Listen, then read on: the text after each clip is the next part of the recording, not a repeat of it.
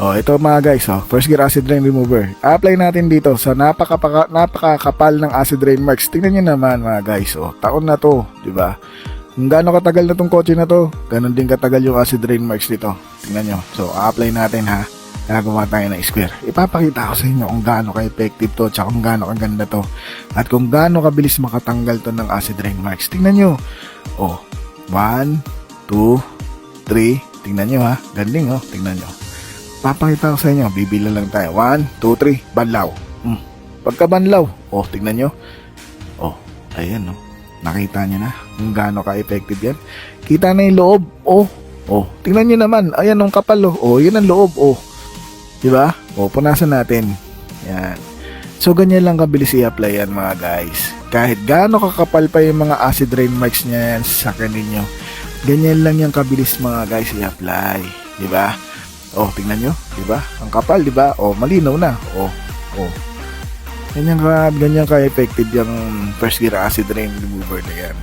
So, ano pa yung natin nyo mga guys? Bumili na kayo nito. Effective na effective to. Ang tagal na namin ginagawa to. Tignan nyo, sa dami na sasakyan na sinampulan namin. Alam na namin yan kung gaano kakapal. Itong first gear na acid rain remover na to, pwede to sa body. Pwede sa salamin. Di ba? Pwede sa makina, pwede sa mags. Maraming kayang gawin itong first gear acid rain remover na to.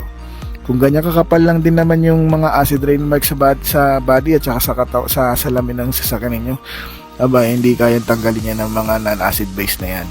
Maniwala kayo sa akin. Bumili kayo ng non-acid base tapos ganyan kakapal yung apply ninyo, hindi kayo masasatisfied sa result. Magagalit lang kayo doon sa seller kasi hindi natanggal yung mga acid rain marks. Dahil nga, ang kaya lang tanggalin nun is yung oil film. Pero sa totoo lang, wala rin eh. Pero ito talaga, first gear acid rain remover, makakatanggal talaga to. Kasi di ba nga, may kasabihan, ang diamond, ang nakakahati lang sa diamond, diamond din. So ano ba makakatanggal ng mga acid rain marks? Di acid, di ba? Simple logic lang po yung mga guys. Tingnan nyo. Di ba? Ganun lang kabilis i-apply. Ganun lang din kadali i-apply. Yan. Yan Ito, kapal-kapal pa Ito. Parang bago na salamin. Diba? Diba?